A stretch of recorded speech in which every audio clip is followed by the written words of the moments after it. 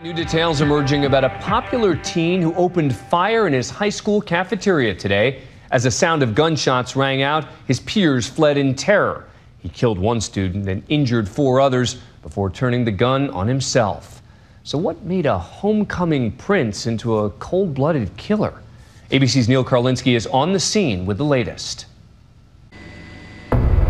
It's happened again, those all too familiar images of children running for their lives from what should be a place of safety, their school.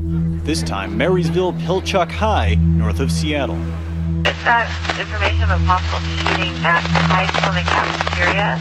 Early this morning, the first call comes into 911 from someone inside the school, a now sickeningly familiar alert. Put it out as an active shooter for now. There was 5 to 6 shots. I counted 5, but I think there was 6. Emergency responders who had just practiced a drill for something like this week quickly swarmed the area. Get another gurney up here. We got one more red coming down. Police with guns drawn sweeping inside, checking locked doors. Minutes later, the shooter is reported dead from a self-inflicted gunshot wound. The shooter is down.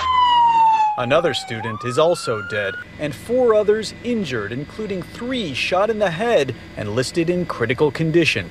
All of them shot inside the school cafeteria. 4 shots went off, and I thought it was firecrackers, and then everyone started ducking under the tables, and then 3 more went off, and everyone started screaming, "Run, it's a gun!"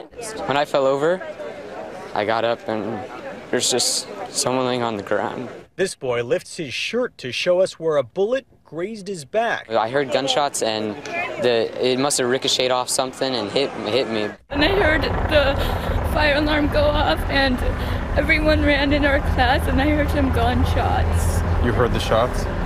Soon, terrified parents begin flooding the area, a nearby church set aside for kids to be taken by school bus and reunited. We're lucky. We get to take her home tonight. This shouldn't happen. It shouldn't happen to our kids and our grandkids. She called me right away, so I didn't have to worry for too long. Thank God. I can't imagine the parents that hadn't heard from their kids that were standing over there. The scene here is surreal. You see parents emotional, reuniting with emotional kids everywhere you look. You can see the school buses here that have taken the kids from the school to this church, and it's just one huge mass of desperate parents trying to find their kids. Somebody just telling us that someone has a gun, and so we just ran into a classroom. The alleged shooter, not an outcast or a loner, but this year's freshman homecoming prince, identified tonight as Jaylen Fryberg, a football player and popular student. One of his friends told us he had just returned to school after reportedly being suspended for a fight. I never thought he would do this. I see him every day. Was he mad about something? No, he was fine. Can you make any sense of this? I mean, you know him.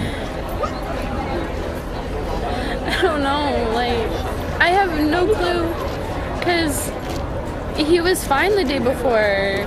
He was being sassy as always and good. Another friend says he spoke to Jaylen earlier today. From what I heard, there was a couple of bullying incidents that had happened where some people had said some stuff about him in a class. So what could have set him off? Twitter offers some clues. Jaylen writing yesterday morning, "It won't last. It'll never last." He seemed to be upset earlier in the week, tweeting, "I should have listened. You were right. The whole time you were right." And it breaks me. It actually does. I know it seems like I'm sweating it off, but I'm not, and I never will be able to. And on Instagram, this photo, Jaylen and his birthday present, a gun, though not believed to be the murder weapon. There is no profile, except that they're almost always boys, and almost always they have felt some degree of sense of either failure or loss. Dave Cullen, who has written extensively about school shooters, says the repeat pattern in so many of them is depression. If we can attack that problem and solve those kids and bring them out of depression, we will cure the problem, get rid of the problem before it ever gets to the point of a gun. School shootings have become painfully routine across the country. This year alone, more than 13 school or campus-related shootings. Tonight, the shooter's family is keeping to themselves, but the chairman of the Native American tribe that they belong to had this to say. Sadly, we now experience what has become a national trend. And we as a society must address this issue. In Marysville, Washington tonight, the school's championship football game canceled. The school district has announced plans to close school for all of next week. Lord, we pray for the families, God, who have lost loved ones, God, that you would comfort them tonight. And at a church in town just hours ago, a community came together to show their support for 3 young victims fighting for their lives, for the families who've lost so much, and to try to understand something that makes no sense. I'm Neil Karlinski for Nightline in Marysville, Washington.